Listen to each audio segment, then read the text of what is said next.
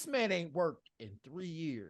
And he's still flying around in private jets. I work every weekend, and I'll be sitting in 34K on Spirit. What's up, everybody? Laura Sanko here, joined by Dean Thomas. The expert is in the room, and look at that background, Dean. Look at that girl's face. She is working so hard right there. I know it looks like she knows she made a mistake, but it's like, you know what? I'm gonna see this thing through. Yeah, You know no. yeah. She was about to grab that head and make that other girl eat that knee. Is Whoever that what that that is. was? Oh yeah. It looks like you were frustrated trying to braid her hair. But listen, I'm just saying, I don't really know all the ins and outs of. It does kind of look like I'm like aggressively petting her. It's a weird angle. No, it's great. And I wanted to find a picture that really put you in your best light. And Thank I you. found it. And I found Thank it. you. Like, I'm super excited that that's going to be over your shoulder for the entirety of this video. So thank you so much for doing that. I might pay you back next time. Gave me an idea. Anyway, let's get to this fight because UFC 288 is this weekend, and it's a really good card, a really good main event, co-main event. We're going to spend this video talking about that main event, though. Man, Henry Cejudo has entered the building again after 3 years. Former flyweight champion, former bantamweight champion, never lost the title, just sort of randomly gave it up at a time I think all of us were pretty surprised by. And then you've got Aljamain Sterling, who got the title in a way that a lot of people didn't really find to be overly credible. But since then, I think has really come into his own as a champion, gained a lot of people's respect. I think people are finally starting to see what this young man is capable of. And what a fascinating matchup this is, Dean. Top line thoughts on this one before I talk about the tail of the tape a little bit. Oh my God. And you could, like, I am so excited. To talk about being excited for a fight, we always say that, and that's kind of become the cliche thing to say. But for me, this is just as exciting as Volkanovski, Islam Makhachev was to me, because we're talking about two of the smartest guys. I don't want to say the smartest guys in the UFC, because when I said that last time, Dominic Cruz actually wrote me and got on my case about that. So I don't want to disrespect my boy Dom, but what I'm saying is, like, these two guys are at the top of their game. They are prime. And the stare down that they had when Aljamain Sterling approached Henry Cejudo, and I don't know if it was the hotel or wherever he saw him at, to me, that was so intense. I don't know what other people saw, but I saw a bunch of subtext. I saw a bunch of unwritten words, unspoken words. And to me, it was such an intense exchange between two guys who were about to go to war, that knew they were about to try to kill each other, but have respect for each other. It was beautiful. Beautiful to see. I want to talk. It's funny that you bring that up because it's one of the first things I wanted to talk about. So let's just jump right into it. I saw some. I wasn't quite sure what I took from that encounter, to be honest with you. It was a little awkward. Those encounters are always a little awkward, right? But there's a lot that you could potentially read into from both sides. You know, I don't know if you saw Aljamain's version that he posted, because he kept saying, you know, he kept pointing out every time Henry just kept saying, I'm ready. I'm ready. I'm ready. I had a good camp. And, you know, Aljo was like, why did he have to say they had a good camp? Obviously you had a good camp. I mean, I think Aljo was reading into the fact that they weren't shit talking each other at all. And I think that they were I felt like both of them were sort of waiting for one of them to really bow up, and then the other would bow up, but they kind of kept it respectful. But that handshake was really long. I'm telling you, from a person who studies human behavior and, as an actor, like I act, so like I'm studying and I'm reading into the subtext, there was so much said in there. And the whole I'm ready thing, I mean, that to me was just beautiful, because even though he was saying I'm ready, he wasn't just saying I'm ready. He was saying I'm going to try to kill you. Yeah. And I could read into that. I can read into there was a threatening vibe coming from both guys, but the words coming out of their mouths were very cordial in a way. But even though it was threatening, it was still respectful. Yes. They both were very respectful. I felt a little bit like Aljo kind of went the direction of, and I felt like he's done this a lot this week. I felt this way about how he seemed in the interview with Ariel Helwani. It's almost like he's gotten to this level of really owning his own confidence, where he can almost be dismissive on the surface level because he knows that deep down it's not true. Like, so when he was like, yeah, I just want to go out there and have a good show. You know what I mean? Like, I just win or lose, good show. You know, he doesn't mean that. No, that's not, he definitely doesn't mean that. He's definitely No. going to put his best foot forward. I think both guys are going to put their best foot forward. When I think of Henry, part of me goes, okay, he was out for 3 years, but he's 36 years old. I Mhm. think being out for 3 years as a 36-year-old man who competes still as well as he does is an advantage.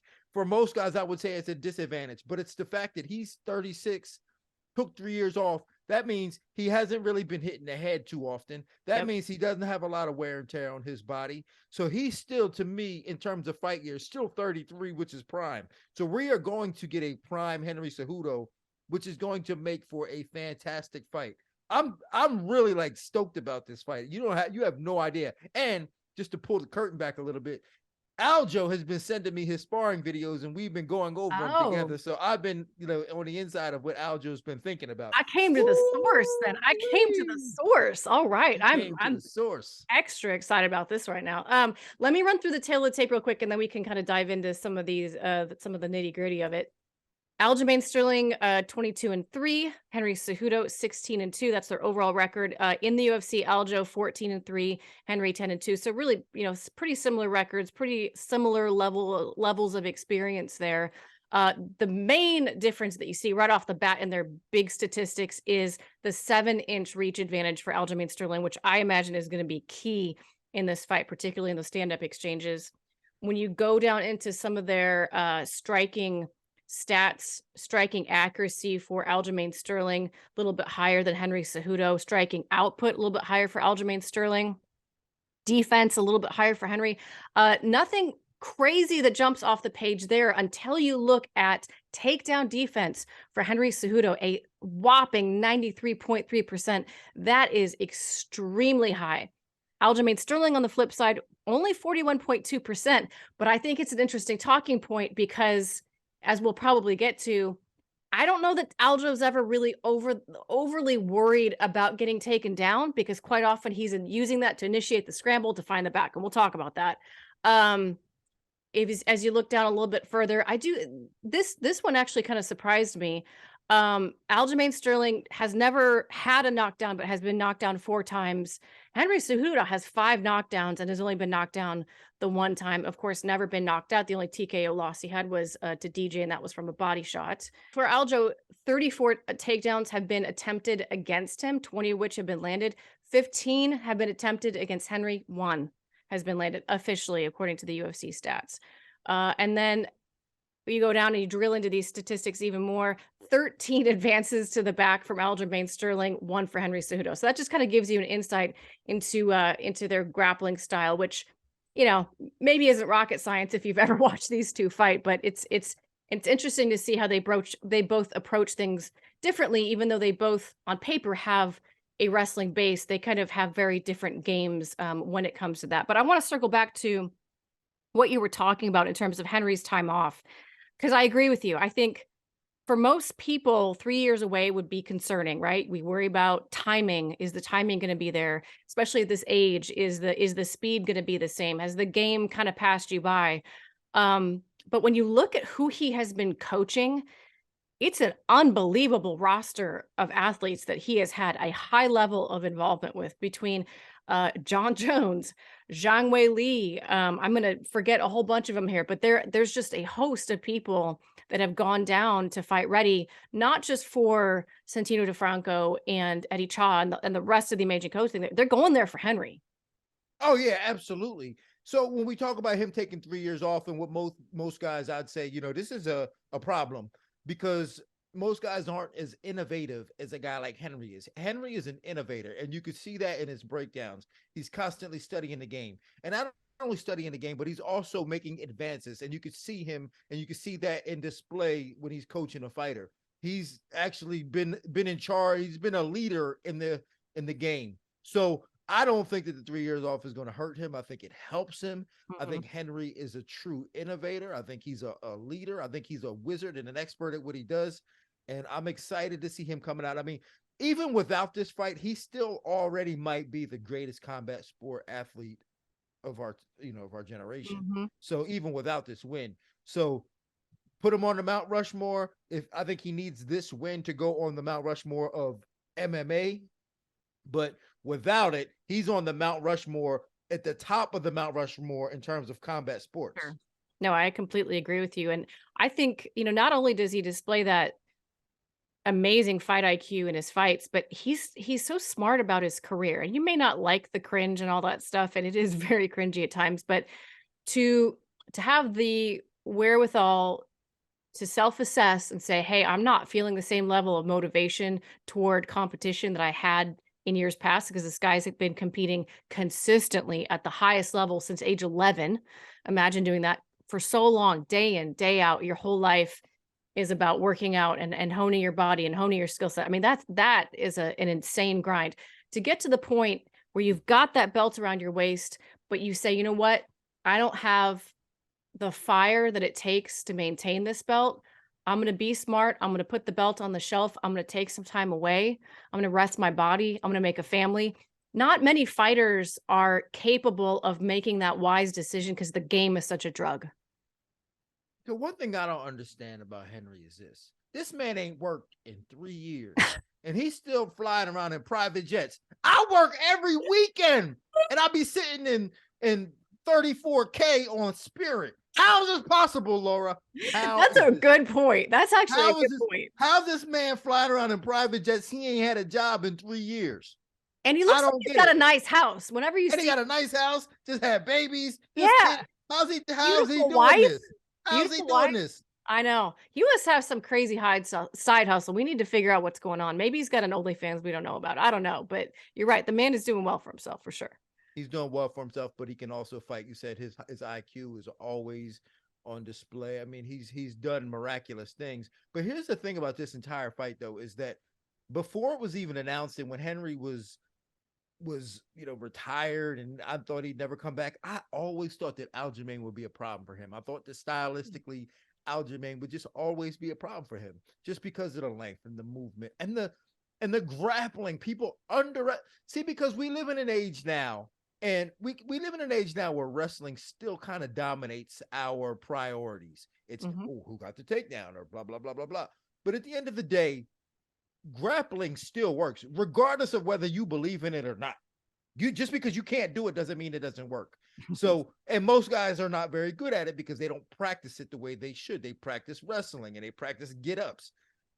But when you got a guy who's as good as Aljamain, who executes as well as Aljamain, he's different. And he's hard to prepare for. And I always thought that his style of grappling would give pure wrestlers a problem.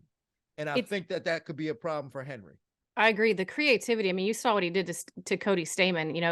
You can do things fundamentally correctly as a wrestler. You can get the takedown. You can have your head in the right spot. You can think about position over submission. But when you've got a guy who has such a creative grappling game, and it's not, and I like that you're using the word grappling because it's such a blending of, it's not just his jujitsu game. It's that blending of his wrestling with his jujitsu that creates this larger grappling picture. And all of it is so creative and so funky that it is really tough to prepare for. I mean, not many people see a Suloev stretch coming when it's happening to him because they're so focused on shucking the guy off your back, because that's what you practice in the gym 99 times out of 100, right? You don't practice things like that. And Aljamain Sterling is finding submissions like, I try to remember who did he had an arm triangled someone from the bottom one time from guard. Stuff like that really takes people by surprise because the person in guard could be doing all things correctly. It could be having their hands in the right spot. And you just don't see stuff like that coming like Aljo does. Well, and that's the thing too, is it like, let's say you were in a wrestling tournament and a pure wrestling tournament, you go to a pure wrestling tournament and you go, all right, but this guy's allowed to choke you. That changes things. Yeah. That changes things. That does change things. So I think that Aljamain has an advantage there. And as long as he's not tired and frustrated, if Aljamain believes in his ground game and doesn't get tired and frustrated, if he gets tired and frustrated, starts pulling guard, that's a problem. But if he is aggressively, because he won't stop the takedown if Henry wants to take him down. If Henry can get past that 7-inch reach, take Aljamain down, Aljamain won't stop that. But if Aljamain is okay with that and just getting to jiu-jitsu work right away and being aggressive, almost Charles Oliveira-esque and just Mhm. being aggressive and not respecting the top game of Henry Cejudo, I believe that he can have an advantage there and keep Henry like, oh my God, what am I doing? Like, you remember when Gilbert Burns was in his guard and Khamzat Chimaev went in his guard? Khamzat said, get me the hell out of here. I don't want to, this feels too dangerous. I don't want to be in here. Aljamain has that ability. He does. And on the feet as well, I think people don't always give Aljo's striking game the respect it deserves because it doesn't fit in. Again, it doesn't fit into what we see as sort of standard practice for various things. But within that sort of chaotic creativity, there are good fundamentals. They're just put together maybe differently than we're used to seeing them. So when you look at his footwork and that lateral movement, it's there's no pattern to it. And I think that because there's no pattern to it, it makes it really hard to study him. And that's honestly one of Henry's biggest assets is his ability to dissect and study and game plan. And Aljamain Sterling, he would be an incredibly difficult opponent to game plan for. He would be, but there are certain ways that you could just kind of break down. Like we talk about the fundamentals and we talk about that branch, right? Like that tree. So all of, and trust me, Aljamain's so creative. He's got a tremendous amount of leaves and branches. But if you stop the trunk from happening and you can contain it at the trunk, you can stop all the other stuff from happening. And I think that's what Henry's going to do. He's not going to necessarily fight the techniques that Aljamain is going to present because it's hard to prepare for all the techniques, but you can prepare for the positions. You can prepare for the stances that Aljamain's in. Is he standing tall? Is he standing left foot orthodox? Is he standing this way? And if he can prepare for the stances and the positions that Aljamain is in, then the techniques will take care of itself. Do you feel like the calf kick from Henry might be a factor in this one because that's obviously something he used to shut down the unique movement of Dominic Cruz? He's absolutely going to need that. He's absolutely going to need that. But the problem with Aljamain is, Dominic moves a little faster, but I think Aljamain may move a little bigger. More athletically, more athletically to where his leg won't be there as often. Henry will get to it a few times, but I don't think Aljo's leg is going to be there as often as Dominic's was because Dominic stands a little taller, but Aljamain's wide and he pivots a lot, and he's as he's as funky as they come, but he does a lot of pivoting as opposed to like I don't know. Dominic Cruz has like closer legs and he kind of runs around a lot. So it's a little different. Yeah, kind of like a little different type of movement. But but Aljamain, it's going to be an interesting fight. That's why I said I can't wait to see how these guys approach it and who's able to make the real-time decisions and adjustments throughout the fight. What do you, I obviously you clearly know a lot about the game plan, so I'm sure you're going to have to be real careful with what you say here, but what do you feel if you were coaching Aljo are maybe the lowest hanging fruit? Like what are the biggest keys in terms of him making sure that he dictates how and where this fight takes place? For me, I think it's, and it's no secret to me. We didn't sit down and talk about a game plan. I just kind of helped him study his film. But for me, I think the biggest thing for him is he's got to utilize that length. He's got to utilize the length. He's a long guy and he's really good. He's got really good defensive instincts.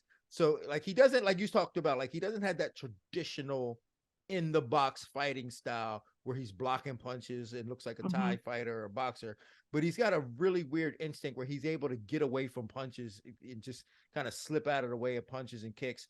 But I think that he's going to have to use his length and that movement on the outside to not get hit by a big punch and not get calf kicked.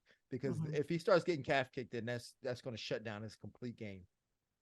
The kicks for Aljamain and Sterling are such a big weapon. The jab as well, but the kicks from the outside are a really big weapon for him. Do you worry at all about him using those against a guy who's more than likely going to be looking to capitalize on those kicks and get a takedown? Or is that not something that you necessarily worried about because Aljamain may welcome those scrambling situations? Yeah, I'm not worried about, if I'm Aljo, I'm not worried about the takedown. That's a good trade, especially in 25 minutes. I would trade that in 25 minutes. What you don't want is you don't want to get punched by Henry. So you don't want your kicks to get countered with punches. Getting countered with takedowns is one thing, but getting countered with punches will end the fight. A takedown is just, all right, we starting from here. So I don't think Aljo is really concerned with the takedown as much as he's going to be concerned with avoiding big punches. And to avoid the big punches, he's got to maintain space. He's got to get away from, he's got to stay out of that range of that punching range of Henry. Henry can punch, man. Like, I don't know if people realize that, but that kid can punch. He can. He's got that. I mean, he's got that wide back. Yeah. He's a powerful dude for sure. So on the flip side, I guess what do you see as being keys for Henry besides, everybody's gonna I guess assume that he would lean into the wrestling, but really as of late, I mean, his stand up has really been what has been shining. And it was funny because as I was preparing for this, I kind of went back to like the Joe B fight back before we all thought Henry was this amazing, incredible fighter.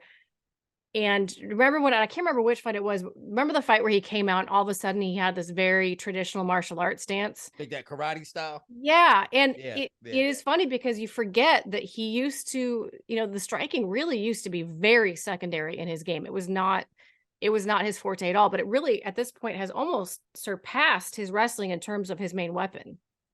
Well, he's going to need that. I think that his striking is what's going to win him this fight. I don't believe it's going to be the wrestling. Again, when you rely on your wrestling to win a fight, you're relying on time as well. Time has to be on your side. Like, you're going to need to do that for 25 minutes, which is very possible. He's capable of doing that, but it's hard, in my opinion, it's hard to do that against a guy who's actually a better grappler than you, especially if he's in shape. Mm-hmm. I don't believe that he's going to be able to wrestle Aljamain for 25 minutes because Aljamain's just a better grappler. I think that it's his stand-up that he needs to rely on. I think it's the leg kicks. He kicks hard. We saw him. He was taking the legs out of Dominic Cruz. He was taking the legs out of TJ Dillashaw. I think he kicks really hard. I think he's going to have to kick Aljamain, keep him in front of him, slow him down, and contain him. Containment is the key for him in this fight. Keep him in front of him, keep him close, and go to work on him. When you say confidently that Aljamain is a better grappler, are you referring specifically to his submission skills or his submission skills? I'm not referring just like, top control, or I'm referring to submission, like a more diverse set of skills in terms of finishing. At the end of the day, of any fight, you want to finish, right? That's the key. You want to finish. Like, for me, I'd always tell fighters this: the fight is the byproduct of you trying to finish. You are here to finish. You are here to make a person say, "Uncle." We're trying to make you quit. And we're fighting for that. We're not fighting to just like hurt you. And we're trying to make you quit. So if I'm a finisher, I'm fighting to finish. I'm not fighting to be out there to win. I'm fighting to finish. And and in 25 minutes, you get more time to finish. 100% you do. 100% you do. My question is, if Aljo is able to take Henry out, where does that put him in terms of, the Mount Rushmore of bantamweights? Because that would be his third title defense. And I believe that would be a record for the bantamweight division. If Aljo can beat Henry, especially if he finishes him, that would make him, in my opinion, the greatest featherweight or bantamweight of all time. I mean, look at his record. Come on now, let's break this down. He's got 3 losses. One of them, the Marlon Moraes. That was clean. You couldn't get more clean. That was got caught. But his other 2 losses, Brian Caraway and Rafael Sunsao, split decision losses. So on any other given day, and we know how bad these judges are, any other given day, Aljamain can only have really 1 loss right now. Mm-hmm. And that is to a kind of fluke knee against a guy who we think that Aljamain's probably better than anyway. So, I mean, his wins over Corey Sandhagen, TJ Dillashaw, like whatever, Peter Yan twice. You said that maybe the first time wasn't as convincing or certified as it should, or credible as it should have been. But in my opinion, Peter Yan cheated to get that win. I didn't say that. I said people think that. I know. People say that, but I think, but I'm gonna twist it. I'm gonna spin it my way. Spin it the way I like to say it. Peter Yan cheated in order to try to win, knowing that Aljamain was down on his knee. Well, and it doesn't even matter what people think of the first fight, because Aljamain erased any doubt in that second fight. I mean, that was a complete reversal of how the first fight was going. He got the takedowns. He looked phenomenal in that second fight. And anybody who had something to say about the first one, you don't have a leg to stand on anymore. I would hope, gosh, I would hope that a win over Henry Cejudo would erase any remaining doubt, because to hear Aljamain talk about it, I think he still feels like there's still a chunk of people that are going to say, well, yeah, but TJ Dillashaw's shoulder was injured, right? And they they find all of these asterisks to attach to him, and it feels so unfair. But if you beat Henry Cejudo, and dear God, if he does beat him, and people are like, yeah, but Henry had been off for 3 years, and I'm That's just like,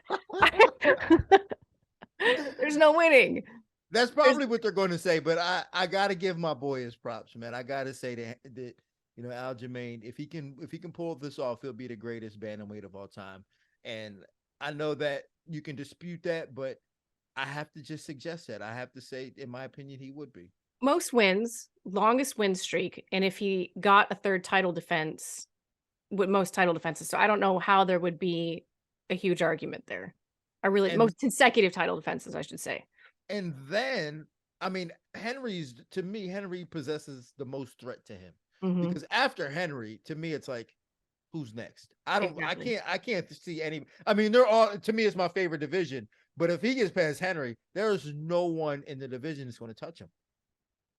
Yeah, it's pretty crazy to think about. And on the flip side, for Henry, if he is able to get it done, huge feather in his cap, further cements this idea that he's the greatest combat sports athlete of our generation. But do you think he stays at bantamweight? Do you think he wants to run this division for a little while, or do you think he goes straight up to try to find that third belt against Volkanovski? There's no, I doubt it. I talked to him once about that, and he was dead serious. Looked at me in the eye and was like, yeah, man, I know I could beat this guy. I got this and I got, like, he was dead ass serious. So like, he wasn't just trying to convince himself, but he was dead ass serious that he thinks he can beat Volkanovski. I don't think that's a smart move for him, but you never know. Volkanovski flew too close to the sun going up to fight Islam. It didn't work, but to me, I thought he won the fight, to be honest with you. So like, you never know. Maybe Henry can go up and challenge for the featherweight belt. And the thing about those fights, whether it's Izzy going up or Volkanovski going up and not being successful, it really doesn't take away from their legacy in their actual division. I don't think it's a red mark on your Tapology page, but I think that in terms of just overall perception, fans appreciate when people strive for greatness. They put themselves out there, they stretch their limits, and even if they come up a little short, I don't know that it really does much in terms of really taking away from anybody's, legacy there. Well, here's the reason why I don't think Henry would do well in that division. Not because of a skill deficit. This is because I think that if he added an extra 10 pounds to his fight weight, that it would slow him down a bit. And I think that his advantage of moving up, you want to carry that speed with you. Like, that's your advantage when you fight bigger guys, the speed. But if you're moving up and you lose that speed advantage, I think that now you're dealing with a guy who's, just as good as you and maybe even better and used to dealing with that weight. And I think that would be a problem for him. Yeah, I tend to agree. But, can't fault a man for trying. I would for sure watch it. I'd be excited to watch it, but I agree with you. I think either way, this is such a huge and defining fight for both of these men, and I'm so excited to see it. Do you want to make a pick or no? I'm gonna make my pick. Okay, me, every week we do these. I make my picks. Aljamain wins. Aljamain by submission. Yeah, you have a round in mind, or early, late, middle? Third round. I don't. All right. Aljamain's not a late finisher. I think if it goes past 3, Aljamain might be in trouble. You heard it here first, folks. Yeah. Round 3 submission for Aljamain Sterling. That's the way Dean is going. As always, I'm going to ride the fence like I like to do, because I don't have to make picks because it's my channel. And that's why I brought Dean on. No, Dean, I appreciate your time as always. We're going to do a quick breakdown of the co-main event as well. So keep your eyes peeled for that one, guys. Appreciate your time. Keep it locked in right here to One-on-One, and we'll see you at UFC 288.